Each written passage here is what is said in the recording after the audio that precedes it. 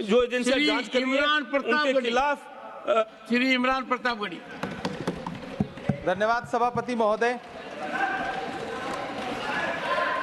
आपने मुझे आम बजट पर बोलने का मौका दिया।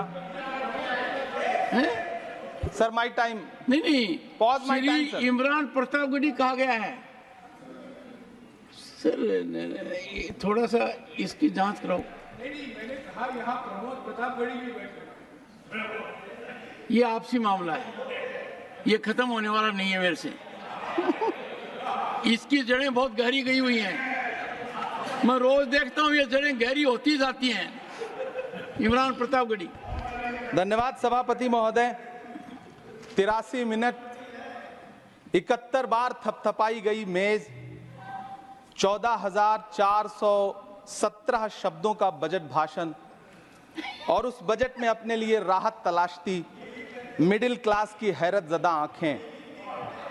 सभापति महोदय, मेरे हाथों में जो दस्तावेज है, दरअसल ये देश के किसानों, गरीबों, मजदूरों की उम्मीदों का स्मारक है। ऐसा लग रहा है जैसे वित्त मंत्री महोदया ने बजट नहीं तैयार किया है, बल्कि प्रधानमंत्री जी की मन की बात का संकलन तैयार किया है। टूटा हुआ लश्कर का भरम देख रहे हैं, टूटा हुआ लश्कर का भरम देख रहे हैं और जिल्ले इलाही के करम देख रहे हैं। ताकत का नशा अक्ल पे हावी है तुम्हारी, तुम देख न पाओगे जो हम देख रहे हैं। वित्त मंत्री महोदया ने इस बजट में महंगाई पर सिर्फ 10 शब्द बोला है। जिस देश में टमाटर 100 रुपए किलो बिक रहा हो। सभापति महोदय, मेरा टाइम पॉज करें और बार बार इंटरप्ट करने को या तो मना करें। हाँ बोले, कृपया बोले। सभापति महोदय, वित्त मंत्री महोदया ने इस बजट में महंगाई पर सिर्फ 10 शब्द बोले हैं। जिस देश में टमाटर 100 रुपए किलो बिक रहा हो, उस देश की वित्त मंत्री के पास बजट में महंगाई पर बोलने के लिए सिर्फ 10 शब्द है। डीजल, पेट्रोल, आटा, चावल, दाल, सब्जी की महंगाई का तो कोई जिक्र ही नहीं। सावन चल रहा है तो प्याज और लहसुन का दाम पूछना तो शायद पाप होगा। मैंने तो यह भी सुना है कि वित्त मंत्री जी जो चीज खुद नहीं खाती हैं उसके दाम से उनका कोई लेना देना नहीं होता। लेकिन इस बार बजट पेश करने के लिए पार्लियामेंट आने से पहले वित्त मंत्री जी ने दही और चीनी खाई थी। अब तो उनसे यह पूछा जा ही सकता है कि उन्हें दही, दूध और चीनी का रेट तो इन दिनों पता ही होगा। क्या उसे सस्ता करवाएंगी या नहीं सस्ता करवाएंगी? अगर पता है तो कृपया सस्ता करवाइए, क्योंकि इसी चीनी ने अमेठी में एक मंत्री महोदया का राजनीतिक कैरियर कड़वा कर दिया। सभापति महोदय, अपने शीश महलों में बैठे हुए सरकार के सांसद और मंत्री कह रहे हैं कि महंगाई कम हो रही है। संसद की कैंटीन से बाहर निकल करके एक चाय का कप खरीदिए, तब समझ में आएगा कि महंगाई कम हो रही है या बढ़ रही है। किसी एक दिन अपनी किसी मजदूर की तरह अपनी दिन भर की दिहाड़ी लेकर के बाजार जाइए और अपने बच्चों के लिए राशन खरीदिए, तब पता चलेगा कि महंगाई कम हो रही है या नहीं हो रही है। यहां बैठ करके बड़ी बड़ी बातें करना आसान है। ये चूनर धानी धानी भूल जाते, ये पुरवा की रवानी भूल जाते, जो आकर 4 दिन गांव में रहते तो सारी लंतरानी भूल जाते। सभापति महोदय, इलेक्टोरल बॉन्ड खरीदने के नाम छुपाने वाली सरकार, इलेक्टोरल बॉन्ड खरीदने वालों के नाम छुपाने वाली सरकार इन दिनों आम के ठेला लगाने वालों के नाम जानना चाहती है। मुझे तो होटलों, ढाबों या आम के ठेलों पर नेम प्लेट लगवाने वालों से पूछना है कि कभी खून की बोतल पर देखा है किसी का नाम लिखा हुआ? मुझे पूछना है कि क्या कोरोना के दौरान अपनी उखड़ती हुई सांसों के लिए ऑक्सीजन तलाशने वाले किसी इंसान ने ऑक्सीजन लाने वाले किसी इंसान से पूछा था कि ऑक्सीजन लाने वाला इंसान हिंदू है या मुसलमान है? मुझे पूछना है कि लावारिश लाशों के लिए कोरोना में कांधा देने वाले, चिताओं के लिए लकड़ियां सजाने वाले किसी इंसान से पूछा गया था उसका नाम, उसका मजहब? लेकिन इन दिनों पूछा जा रहा है। सभापति महोदय, अफसोस देश के प्रधानमंत्री जी ने कभी न टूटने वाली चुप्पी ओढ़ ली है। सभापति महोदय, जनता ने 63 सीटें कम क्या कर दी, ये सरकार तो अमृतकाल का नाम लेना ही भूल गई। ये भूल गई है अमृतकाल को, ये भूल गई है मनरेगा को, ये भूल गई है मौलाना आजाद नेशनल फेलोशिप को, ये भूल गई है मणिपुर को, ये भूल गई है महाराष्ट्र को। मुझे गर्व है कि मैं राज्यसभा में महाराष्ट्र का प्रतिनिधित्व करता हूं।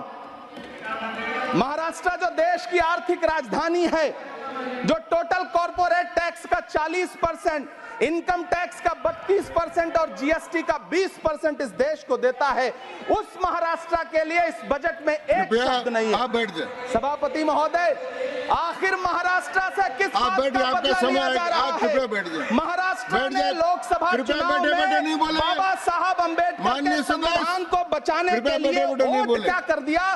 प्रधानमंत्री जी तो महाराष्ट्र से बदला लेने पर उतर आए।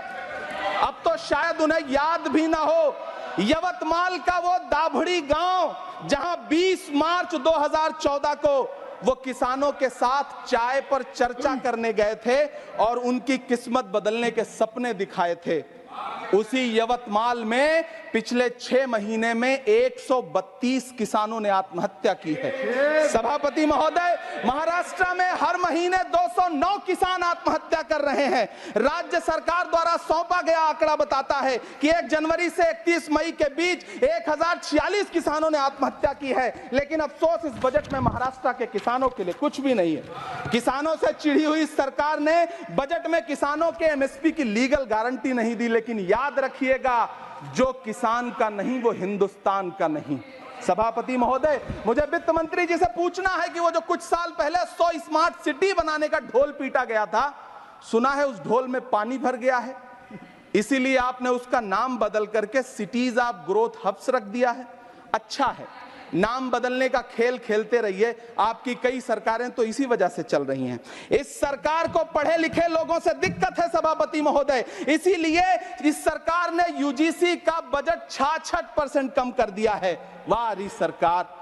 सभापति महोदय, मैं वित्त मंत्री जी के संज्ञान में लाना चाहता हूं कि किशनगंज में एएमयू सेंटर के पास 224 एकड़ जमीन है। यूपीए सरकार ने सोनिया गांधी जी की अगुवाई में 136 करोड़ रुपए एएमयू किशनगंज सेंटर के लिए सेक्शन किए थे। लेकिन आपकी सरकार ने पिछले 10 साल में उस 136 करोड़ में से सिर्फ 10 करोड़ रुपया रिलीज किया है।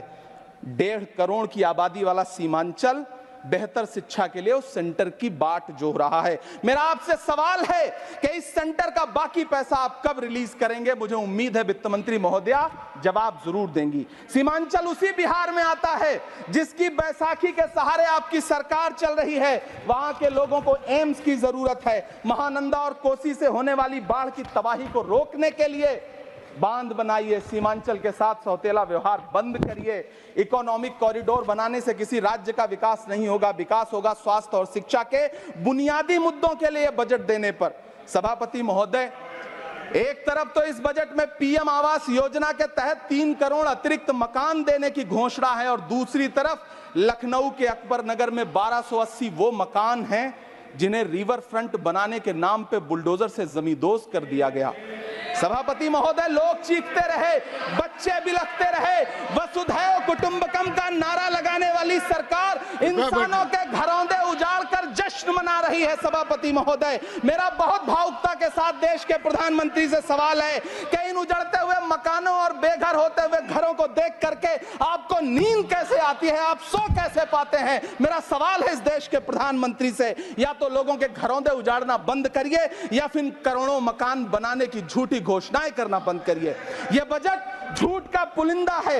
यह बजट आपके पिछले साल के बजट का कट कॉपी पेस्ट है। यह बजट हमारे चुनावी घोषणा पत्र की नकल करने की एक बेईमान कोशिश है। लेकिन कहावत है ना कि नकल के लिए भी अकल चाहिए। मेरे हाथ में एक तरफ न्याय पत्र है जो हमारा है और दूसरी तरफ अन्याय पत्र है जो आपका है।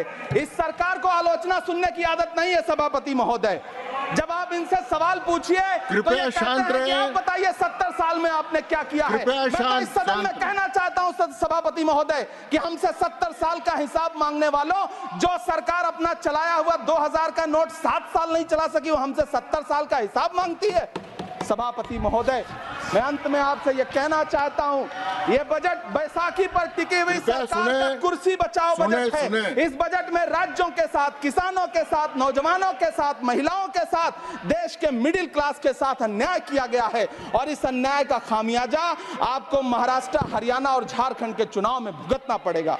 सभापति महोदय, इस सरकार ने नोटबंदी लगाकर देश की आम जनता की पूंजी छीन ली। बैठे नहीं बोले, कृपया। टैक्स लगा करके छोटे व्यापारियों के कारोबार छीन लिए, पेपर लीक करवा करके युवाओं की आंखों से नौकरी के सपने छीन लिए, अग्निवीर लाकर देश के जवानों की उम्मीदें छीन ली, बुलडोजर लगाकर लोगों के आशियाने छीन लिए, महंगाई लाकर देश की जनता की थाली से निवाले छीन लिए और नारा लगाया कि हम तो सेवक हैं, 18-18 घंटे काम करते हैं। इन्हीं लोगों के लिए किसी ने शेर कहा है कि जो सच और झूठ में दूरी है वो दूरी समझते हैं, सियासी हाकिमों की हम भी मजबूरी समझते हैं, वो अपना हक समझते हैं निवाला छीन लेने को, डकैती को बहुत से लोग मजदूरी समझते हैं। हमें पता है कि कैसी मजदूरी की जा रही है। सभापति महोदय, मैं यहाँ खड़ा होकर के अंत में आपसे कहना चाहता हूँ कि इस बजट में तमाम राज्यों के साथ अन्याय किया गया है,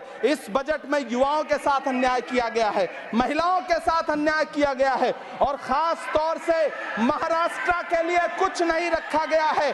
महाराष्ट्र बाढ़ से जूझ रहा है, पानी बरसने से वहां 1500 से ज्यादा लोग मारे गए हैं। उस शहर को, उस राज्य को 4000 करोड़ के पैकेज की जरूरत है ताकि जो फसलें बर्बाद हुई हैं लोगों को राहत दी जा सकी। लेकिन अफसोस, इस बजट में महाराष्ट्र के लिए ऐसा कुछ भी नहीं है। मैं आखिर में यह कहना चाहता हूं कि पिछले 7 दिन से इस बजट का बड़ा ढिंडोरा पीटा जा रहा है, इसे महान बताया जा रहा है, लेकिन कौन महान बता रहा है? सत्ता पक्ष के लोग, उन्हें तो बताना ही है। क्योंकि मैं अवध क्षेत्र से आता हूं, प्रतापगढ़ से, नीरज भाई भी अवध और पूर्वांचल से आते हैं।